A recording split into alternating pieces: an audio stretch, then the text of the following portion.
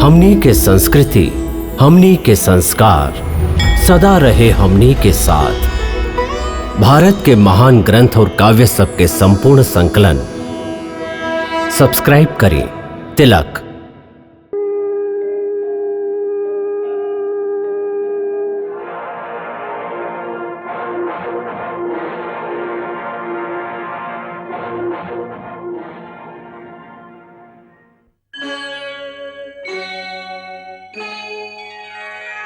कृष्णा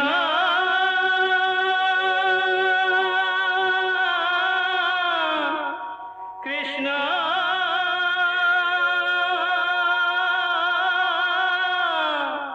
हरे कृष्णा हरे हरे।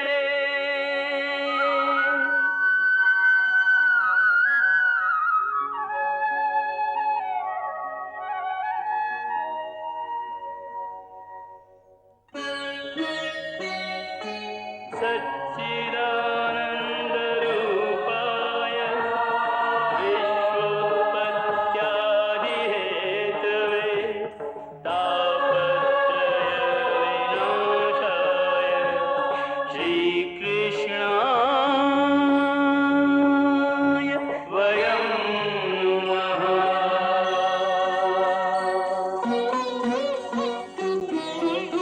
श्रीकृष्ण गोविंद हरे मुरारे, हे नाथ नारायण वासुदेव। हरे कृष्ण राधे कृष्ण कृष्ण कृष्ण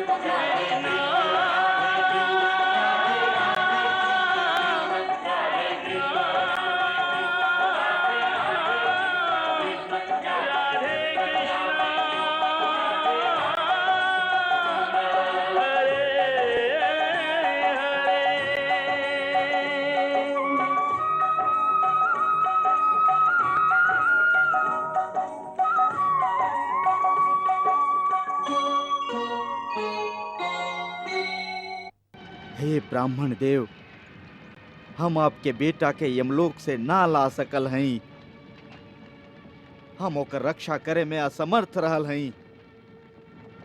धिक्कार है हमारे गांडीव धनुष के, धिक्कार है हमार पौरुष के। हे ब्राह्मण, हम अपन प्रतिज्ञा के पालन करब। हमके जीवित रहे के कोनो अधिकार नहीं खे। हम अग्नि में प्रवेश करब। आपन चिता जरा के मरे के वीरता ना कहल जा सकेला अर्जुन। कर्तव्य पालन ओकरा के कहल जाला कि लोहा के दीवार के टक्कर मारत मारत ही मर जाए। काहे कि संभव है कि ओकर अंतिम टक्कर से ही वो दीवार टूट जाए। तू कहल का चाहता रहा? हम पूरा प्रयास ना कैली। बिल्कुल यह कहल चाहत है बात। काहे कि तू यमलोक से वापस लौटेला। तू ये काहे ना सोचला कि यमलोक से आगे और भी लोग हो सकेला? वासुदेव के सुदर्शन तुहार मार्ग प्रशस्त कैलस। ई सुदर्शन भी ज्ञान के प्रतीक हा। तोहके ज्ञान मिल गइल हा पार्थ। हे पार्थ, जैसे ही तुहार अहंकार के लोभ भइल, क्षण भर में ही तोहके हमार दर्शन मिल गइल। आपके कोटि कोटि प्रणाम प्रभु, आपके कोटि कोटि प्रणाम। ला, हम तोहके ब्राह्मण के सगरे पुत्र वापस लौटा देत हई।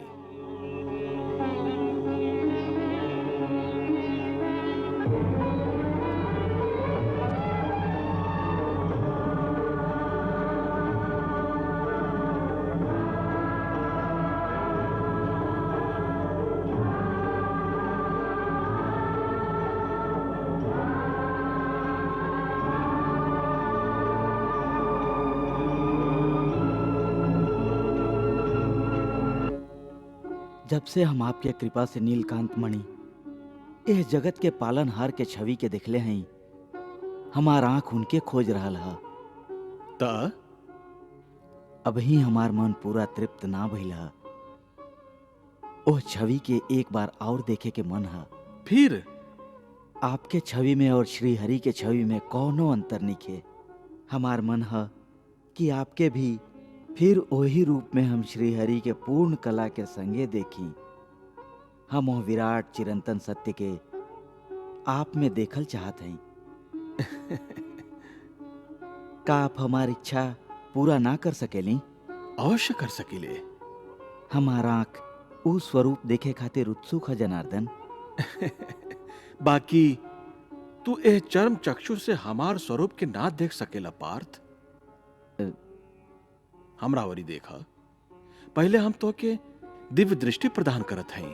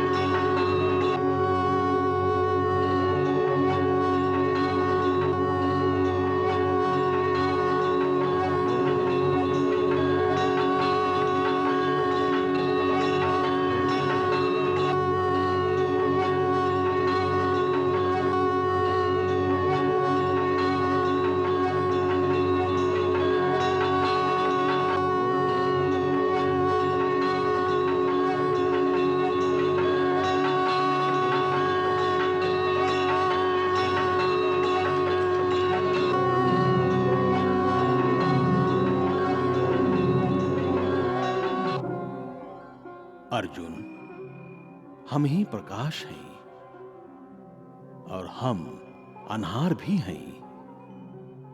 हमार अनगिनत स्वरूप है। काल महाकाल भी होकर गिनती ना कर सकेलन। इस सृष्टि के आदि और अंत हम ही हैं। पृथ्वी, जल, थल, आकाश और पवन हमार ही स्वरूप है। संपूर्ण चराचर हमरे से जन्म लेवेलन और हमरे में समा जालन। वसु लोग और रुद्र लोग के जन्म हमरे कला से भइल है। अश्वनी कुमारन के रूप हमरे रूप है। संपूर्ण देवता, यक्ष, गंधर्व, राक्षस, दैत्य, किन्नर, नाग, नर, वानर आदि सब के जनक हम ही हैं। हम सिद्धि भी हैं और साधक भी। हम ही रचनाकार हैं।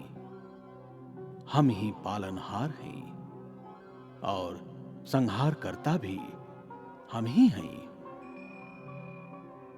अर्जुन, तू हमार एह विशाल स्वरूप के एगो तिनका समान भी नहीं खा। हम खाली अहंकार के भोजन करीली। हम दृष्टा हैं और हम ही दृश्य हैं। अर्जुन भी हम ही हैं और कृष्ण भी हम ही। असल में हमें वो शून्य हैं, महाशून्य, जे विराट है, अनादि भी और अंत भी।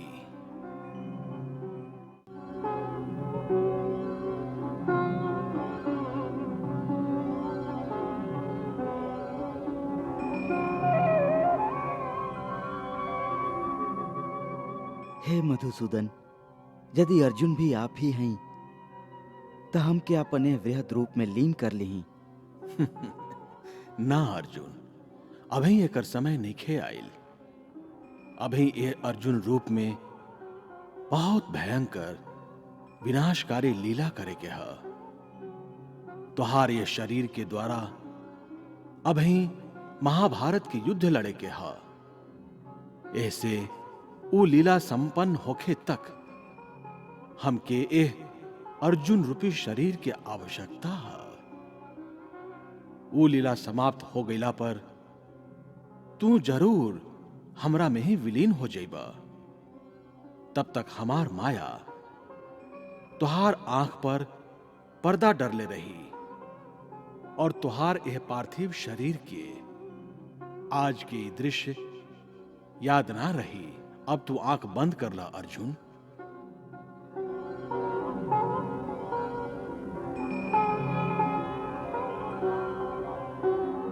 अब तू आंख खोलते ही अपना के द्वारका के राजमहल के सामने पैबा।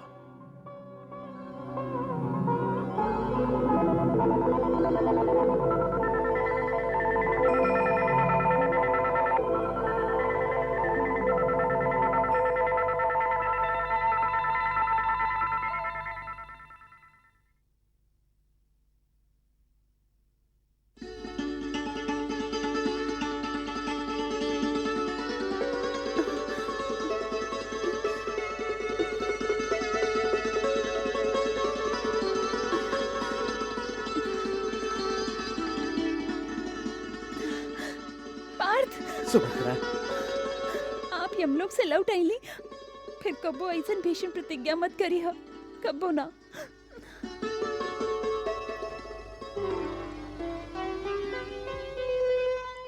सुभद्रा, छोड़ी ना हमार हाथ। बाकी अवहिए तो तू आइल हो और जल्दी चल भी जा रहा हो। आप लौट आईली, ये बात सुन के हमरा से रहल ना गईल, यही से हम आपसे मिले चलैली। पार्थ, हम मर्यादा के उल्लंघन कैले हैं। यदि भैया भौजी के पता चल गई तो का समझी है? यह समझिए कि सुभद्रा के बियाह अब अर्जुन से जल्दी करा देवे के चाहिए। भौजी और हम आपसे मिले आवे वाली ही रही, बाकी हम उनका से पहले ही आपसे मिले चलैली। अब हम जात हैं, यदि भौजी के पता चल गई तब बहुत गड़बड़ हो जाई। हम भौजी के संगे फिर आई।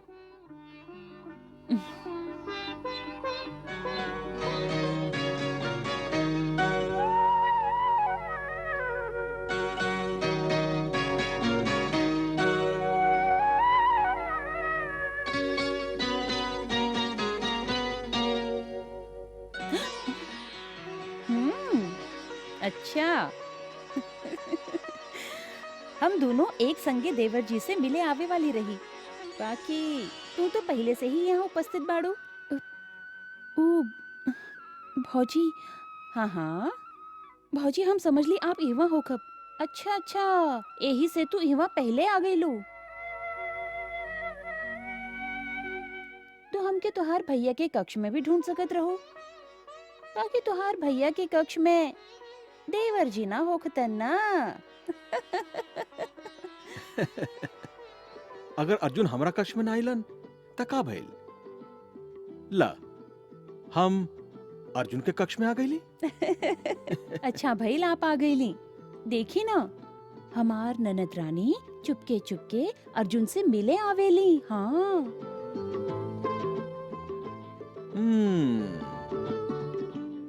त एकर दंड सुभद्रा और अर्जुन दोनों के दा। दंड? कैसन दंड? ये दोनों एक दूसरा से चुपके चुपके मिलेलन ना। हाँ ऐसे हम ये दोनों के बियाह धूमधाम से करा दे। भैया वासुदेव,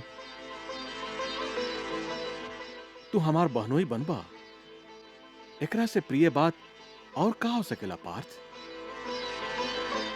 तब फिर करा देते हैं इनकर बियाह। हाँ, बाकी दाऊ भैया के आवे से पहले ए तरह से बियाह कैल भी मर्यादा के उल्लंघन हुई। रुक्मिणी, दाऊ भैया आ जाए, उनका से बात करके ये दोनों के बियाह निश्चित कर दे।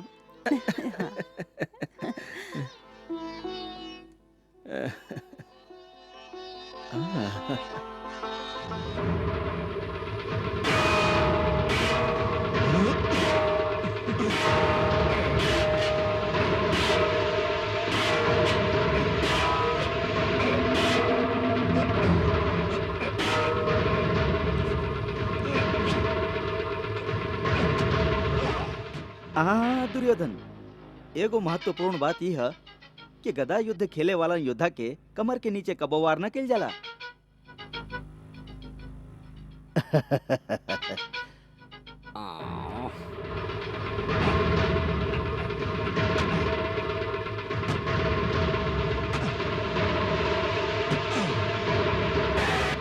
दुर्योधन, गदा युद्ध के भी कुछ नियम होखेला। जेकर हाथ में गदा ना होखे ओकरा पर कबो वार ना किल जाला। ला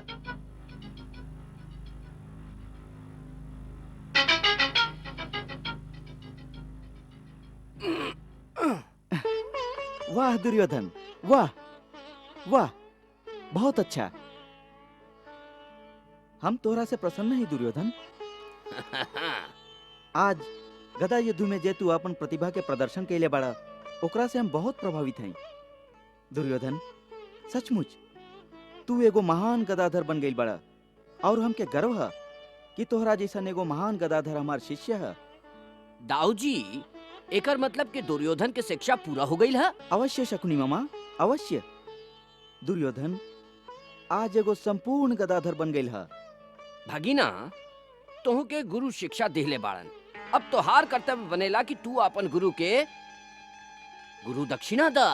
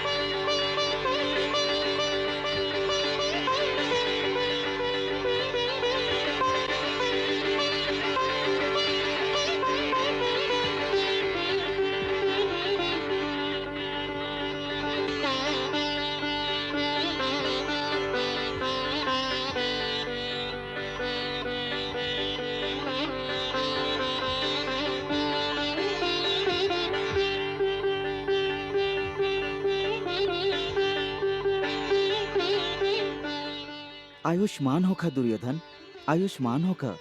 गुरुदेव, आपके हम का दे सकत हैं, आप तो स्वयं परिपूर्ण हैं। फिर भी गुरु दक्षिणा के रूप में आपन शिष्य के ओरी से तुच्छ उपहार स्वीकार करें गुरुदेव।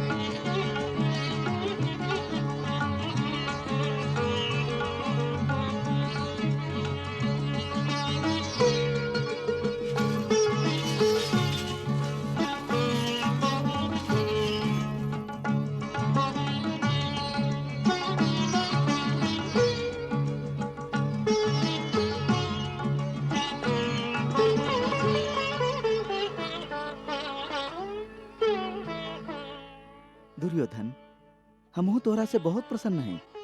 द्वारिका जाए से पहले हमहू तोके कुछ दिहल चाहत हैं। आप तो दुर्योधन के बहुमूल्य विद्या दिले हैं, एकरा और का चाही?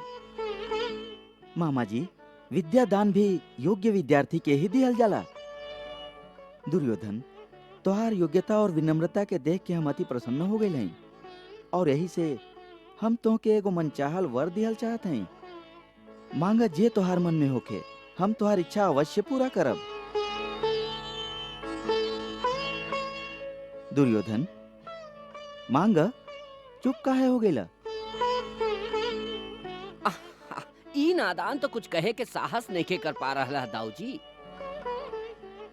दुर्योधन, मन में कोनो तरह के शंका या आशंका लावे के कोनो आवश्यकता नहीं खे। तू मांगा जे तुहार मन में है, हम तुहार इच्छा अवश्य पूरा करब। ई हमार वचन है।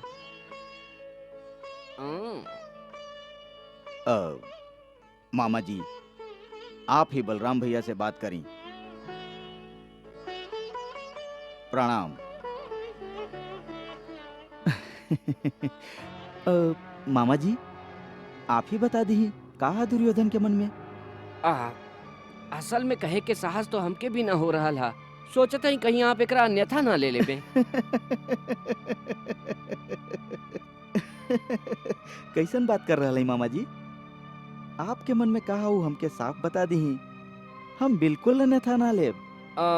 दुर्योधन के जे इच्छा है वो हम आपके बता दी, तो आप ई मत समझब कि हम आपके सरलता के अनुचित लाभ उठावत हैं। एकदम ना समझब मामा जी, आप काहे चिंता कर रहा हैं? देखी मामा जी, हमार मन बिल्कुल साफ है। हम दुर्योधन के भला चाहते हैं। आप हमके ये बताएं कि दुर्योधन का चाहता रन? हाथी, घोड़ा, सोना, चांदी, हीरा, मोती का चाहता रनु? क्षमा करी दाऊ जी, ई सब तो ओकरा पास बहुत बा। हस्तिनापुर के युवराज बाऊ। हाँ, तो फिर और का चाहता रनु? कहीं आप क्रोध तो ना करब? ना करब। आप ई भी ना समझब कि हम आपके अपमान कैले हैं? एकदम ना समझब मामा जी। बाकी आप ही ऐसन बात करे से तो अच्छा है कि हमके सीधे सीधे बता दी। दाऊ जी, दुर्योधन की इच्छा है कि ऊ का? मामा जी, आप ही बता दी कहा दुर्योधन के मन में। असल में कहे के साहस तो हमके भी ना हो रहा था। सोचते ही कहीं आप एकरा अन्यथा ना ले लेबे। कैसन बात कर रहा है मामा जी? आपके मन में कहा वो हमके साफ बता दी, हम बिल्कुल अन्यथा ना लेब। दुर्योधन के जे इच्छा है वो हम आपके बता दी, तो आप ई मत समझब कि हम आपके सरलता के अनुचित लाभ उठावत हैं। एकदम ना समझब मामा जी, आप काहे चिंता कर रहा हैं? देखी मामा जी, हमार मन बिल्कुल साफ है। हम दुर्योधन के भला चाहते हैं। आप हमके ये बताएं कि दुर्योधन का चाहता रन? हाथी, घोड़ा, सोना, चांदी, हीरा, मोती का चाहता रनु? क्षमा करी दाऊ जी, ई सब तो ओकरा पास बहुत बा। हस्तिनापुर के युवराज बाऊ। हाँ, तो फिर और का चाहता रनु? कहीं आप क्रोध तो ना करब? ना करब। आप ई भी ना समझब कि हम आपके अपमान कैले हैं? एकदम ना समझब मामा जी। बाकी आप ही ऐसन बात करे से तो अच्छा है कि हमके सीधे सीधे बता दी। दाऊ जी, दुर्योधन की इच्छा है कि ऊ का? आपके बहन सुभद्रा से बियाह करे। का? सुभद्रा से बियाह?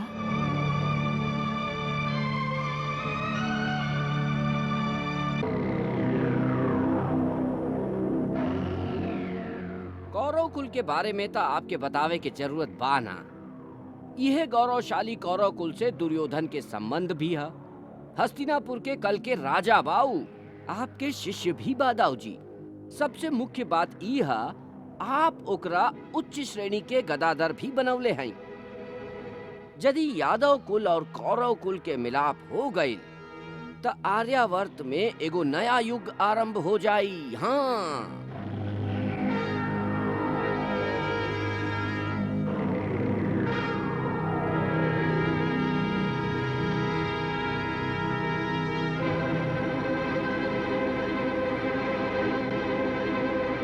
मामा जी, जी दाऊ जी, हमके आपके प्रस्ताव स्वीकार है। यादव कुल और कौरव कुल के मिलाप अवश्य हुई, ये हमार वचन है।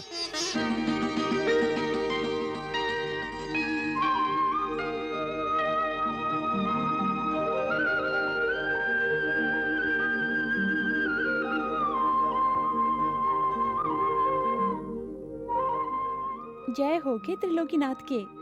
प्रभु कौन लोक में घूम रहल हैं? अब थोड़ी का धरती पर भी आ जाई।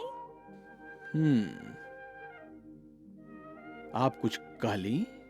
जी, हम बस इतना ही निवेदन कैली कि बाकी सगरे लोग तो कुशल से हुई हैं। ए समय उनकर चिंता छोड़ के ए पृथ्वी लोक पर दृष्टि डाली। इहवा की समस्या पर भी कृपया थोड़ी का ध्यान दी भगवान। पृथ्वी लोक पर का समस्या है देवी? पृथ्वी लोक पर एगो द्वारका नगरी भी है। ओ द्वारका नगरी के राजकुमारी के ब्याह आप अर्जुन से निश्चित कर चुकल हैं।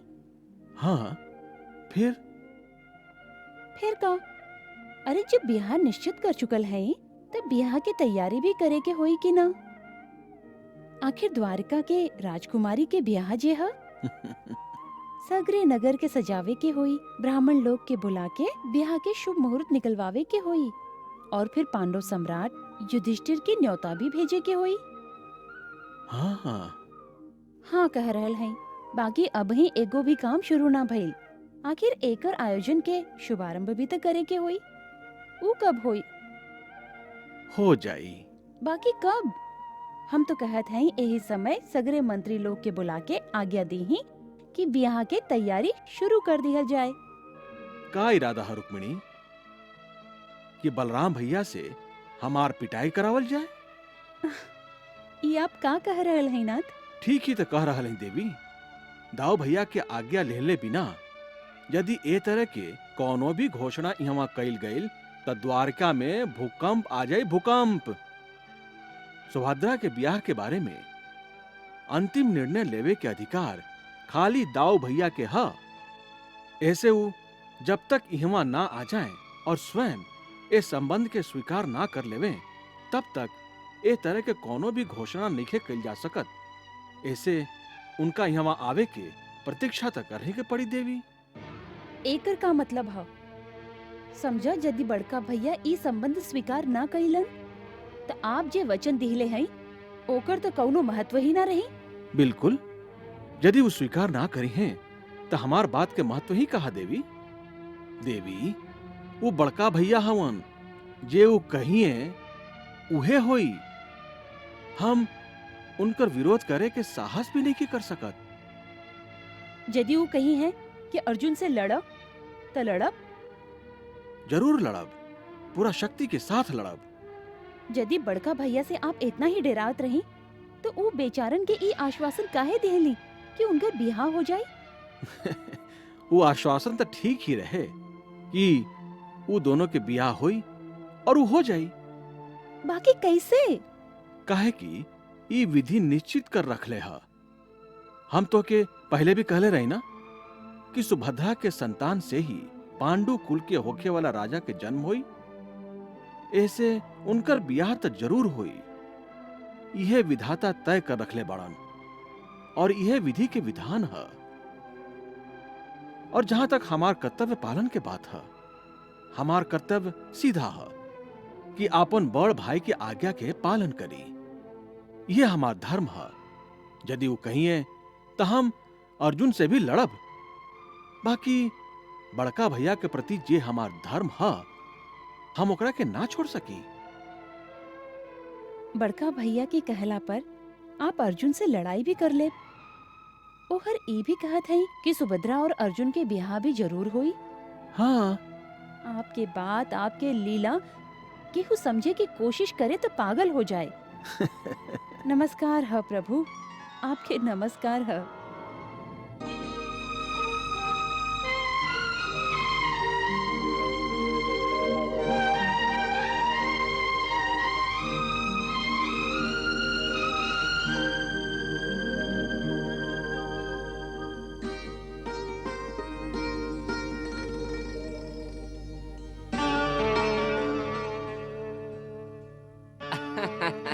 दाऊ जी, आपके भेजे के मन तो नहीं करता, बाकी गईल भी तो जरूरी बा ना। आपके यात्रा मंगलमय होखे।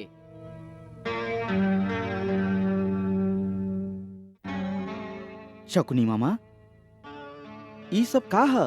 ई तो कुछ भी नहीं खे दाऊ जी, कुछ भी नहीं खे। ई तो हस्तिनापुर राज्य के ओरी से द्वारिका राज्य खातिर तुच्छ भेंट हा। एमे कुछ मिठाई है घर वालन के मुंह मीठा करावे खातिर, कुछ आभूषण है कन्या खातिर, कुछ वस्त्र है, कुछ पकवान है। इनका द्वारिका के प्रजा में बंटवा दिया। ई कह के कि सुभद्रा के ससुराल से आइल है। बाकी शकुनी मामा, एकर का जरूरत रहे? रहे दाऊ जी रहे, तबे तो हम और दुर्योधन आपके विदा करे खातिर आइल हैं। बाकी बाकी कुछ ना दाऊ जी, आप ही के कृपा से तो दूगो राज्य यानी हस्तिनापुर और द्वारिका के संबंध जुड़ल है। ऐसे हस्तिनापुर के ये अधिकार बनेला कि ऊ ए महान अवसर पर द्वारिका खातिर कुछ भेंट भेजे। फिर आप तो हमार संबंधी हो गई हैं। हमार भगीना दुर्योधन आपके बहनोई बने वाला है। ऐसन में द्वारिका के लोग का कहीं हैं? दाऊ जी, अब तो ये सामग्री के साथ ही आपके द्वारिका खातिर प्रस्थान करे के पड़ी, काहे भगीना? अवश्य मामा जी। ठीक है, अब दुर्योधन के भी यदि सहमति है तो यह सही। अरे दाऊ जी, खाली दुर्योधन के ही ना, आपके पवित्र संकल्प से पूरा हस्तिनापुर राज्य में मंगल ही मंगल के समाचार मिल रहा है। सब तरफ प्रसन्नता है। अब आप जल्दी से जल्दी सुभद्रा और दुर्योधन के बियाह के तिथि निश्चित करी, बस। अवश्य ही शकुनी मामा, यही से तो हम जल्दी से जल्दी द्वारिका पहुँचे के कोशिश में हैं। तब मंगल बेला हा प्रस्थान करी दाऊ जी, और ये शुभ समाचार हमके जल्दी ये भेजी। ऐसा नहीं हुई मामा जी, ऐसा नहीं हुई।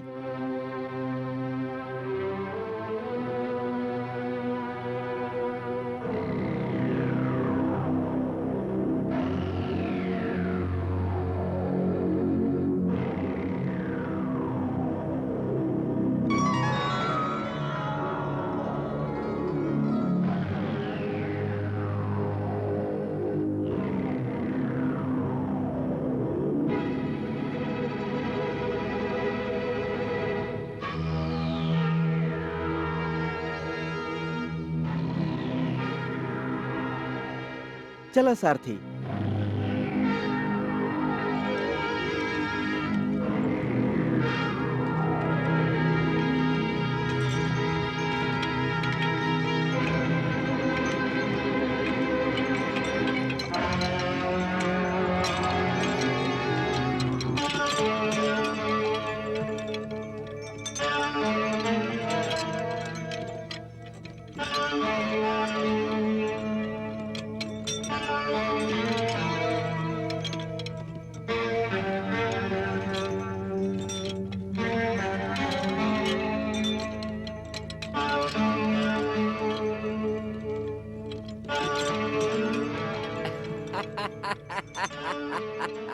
चला भगीना, तुहार बियाह के तैयारी करे के हा, चला चली। छो। 1 2 3 4 5 6। वाह वाह मामा जी वाह, ई पासा था आपके अंगुरी के संकेत पर ना चलन। तू देखत जा भगीना, ई पासा तका पूरा आर्यावर्त हमार अंगुरी के इशारा पर नाचे वाला हा। हाँ, काहे कि हम योजना ही ऐसन बना दिले हई। कैसन योजना मामा जी? अरे इहे योजना जेकर प्रमुख पात्र तू बड़ा तू। ए बार हम ओ धूर्त कृष्ण के ओकरे घर में परास्त करब। हाँ, हमार योजना के मंगलाचरण तो आरंभ भी हो चुकल है। तू तो खाली आनंद विहार करा भगीना, आनंद विहार। आनंद विहार? बाकी मामा जी केकरा संगे? अरे कृष्ण के लाडली बहन सुभद्रा के संगे और केकरा संगे? तू देखला नहीं खा? ऊ अकल के मारल बलराम कितना प्रसन्न होके हस्तिनापुर से द्वारिका गईल है। बाकी मामा जी, यदि कृष्ण बलराम के बात ना मनलन त? कैसन बात करा तारा भगीना? यदि ए बार कृष्ण बलराम के बात ना मनलस तब पूरा द्वारिका में उथल पुथल हो जाई। तो के सुभद्रा प्राप्त होई भगिना, और जरूर प्राप्त होई। काहे कि ए बार हमार जाल से ऊ कृष्ण बच के ना निकल सकेला भगिना, ना निकल सकेला। शकुनी नाम है हमार, शकुनी।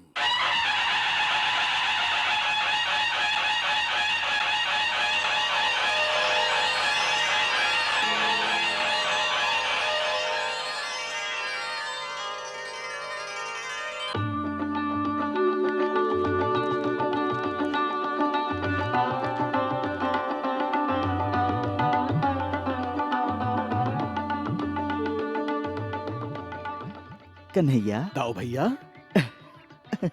अरे अरे अरे अरे अरे कन्हैया, कन्हैया, कन्हैया। ई दोनों दो शरीर और एक प्राण बाड़न। हाँ, कन्हैया, दाऊ भैया।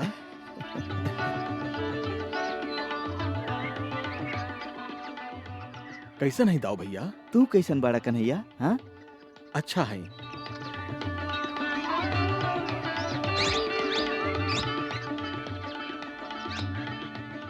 ये सब कहा दाऊ भैया? ई अरे कन्हैया, ई सुभद्रा के ससुराल के ओरी से द्वारिका निवासी लोग खातिर भेंट है। सुना, ई सब नगर में बांट द और घोषणा कर द कि सुभद्रा के ससुराल से मिठाई आयल है। हाँ, सुभद्रा के ससुराल? ई का कह रहा है दाऊ भैया? कन्हैया, हम सुभद्रा के ब्याह निश्चित कर दिले हैं। ब्याह निश्चित कर दिले है? केकरा संगे? दुर्योधन के संगे। दुर्योधन के संगे? हाँ हाँ, दुर्योधन के संगे।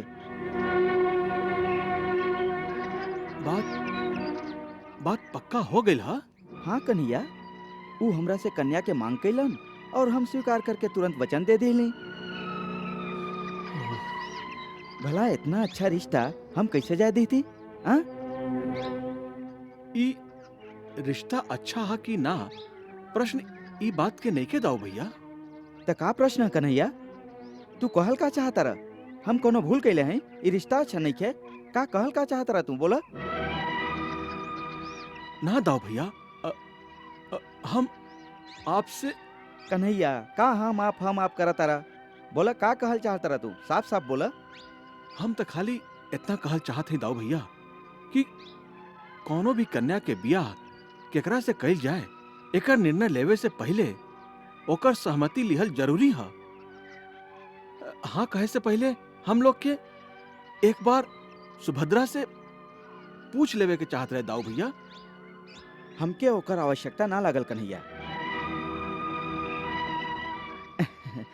देखा कन्हैया, हाँ कहे से पहले हमार मन में क्षण भर खातिर विचार आयल, बाकी दूसरे क्षण हमार मन ई कहलस कि हम सुभद्रा के कोनो अंधा कुआं में त ना धकेल रहल हई, बल्कि हम ओकरा एगो विशाल कौरव साम्राज्य के महारानी बनावे जा रहल हई।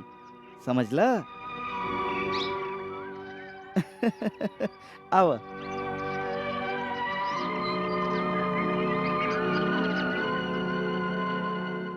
कन्हैया, भला ऐसन रिश्ता के बात सुन के कौन लड़की होई जे इनकार करी? हाँ, पहले लाज और शर्म के बहाना बना के नानू जरूर करी, बाकी जब हम ओकरा प्यार से समझाइब न त कही कि जाई भैया, हमरा से बात मत करी, आपके जे अच्छा लगे कर लीही। वैसे भी कन्हैया, सुभद्रा के विश्वास जरूर है कि ओकर पिता तुल्य बड़का भैया जे भी करिए वो ओकर हित में ही हुई। वो कबो हमार बात ना टाल सकेली। यह विश्वास पर तो हम हाँ कर दिले हैं। बाकी ए में विश्वास के बातें ना हटाओ भैया, ना आपके विश्वास के, ना सुभद्रा के विश्वास के। तब फिर केकर बात है कन्हैया? एगो नारी के अधिकार के, विवाह एगो जीवन भर के सौदा है दाऊ भैया।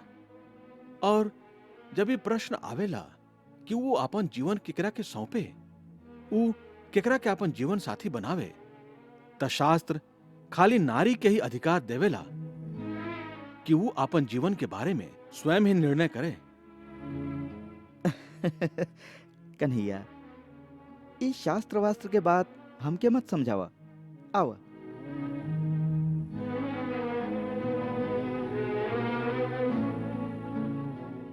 कन्हैया, हमके एक बात के उत्तर दा। कहीं का हम सुभद्रा के शत्रु हैं? नाता का हम सुभद्रा के सुख और ओकर भला नहीं चाहत? जरूर चाहिए। तब फिर हमरा से उल्टा सीधा बात काहे करेला? जवाब दा, काहे करेला ये हमरा से उल्टा सीधा बात तू? हाँ, बोला काहे करेला? देखी सुभद्रा आ गेली। पाए लागू बड़का भैया। सौभाग्यवती होखा।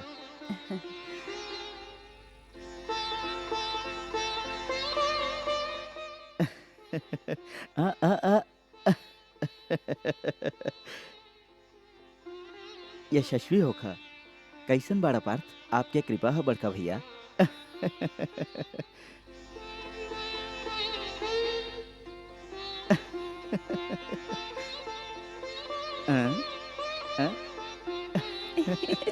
भैया। सुभद्रे।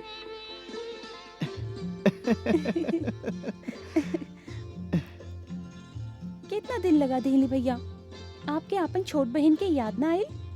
अरे बहुत याद आयल तुहार, बार बार याद आवत रहल।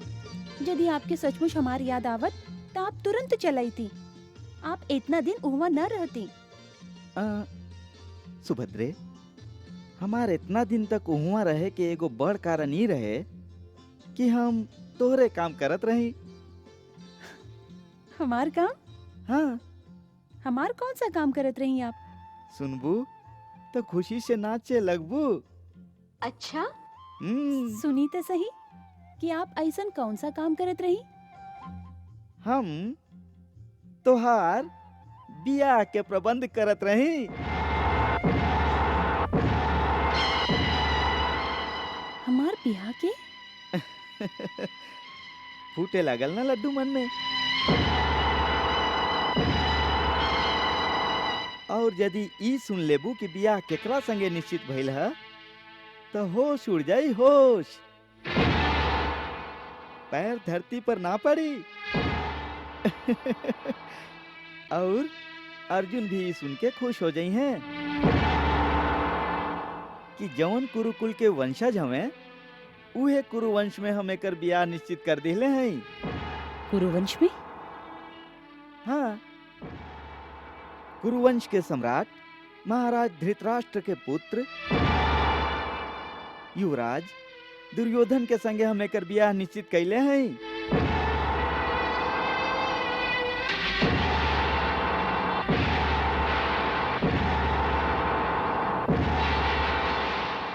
अब हमार छुटकी हस्तिनापुर के विशाल साम्राज्य के महारानी बनी।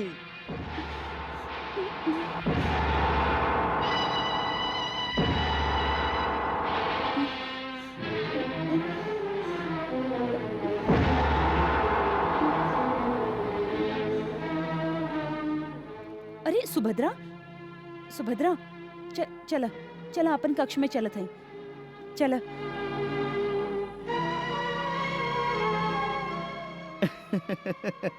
कन्हैया, हम कहले ना रही एकर होश उड़ जाई।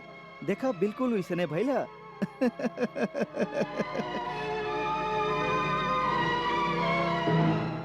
हाँ दाओ भैया, उहे भइल। अर्जुन भाई, तोहके भी बधाई होके। द्वारिका के राजकुमारी के बियाह तोहार बड़ भाई दुर्योधन के संगे निश्चित भइल है। महाराज युधिष्ठिर के तुरंत ए शुभ समाचार के सूचना भेजा। जी जी आज्ञा।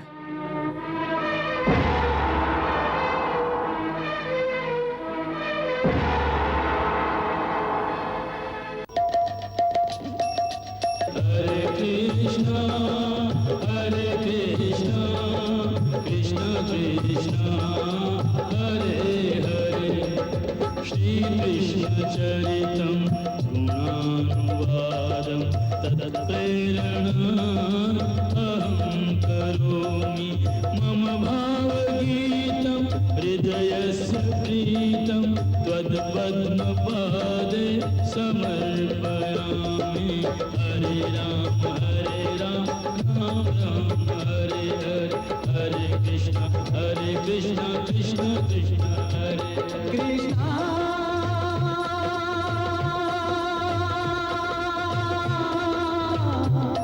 कृष्णा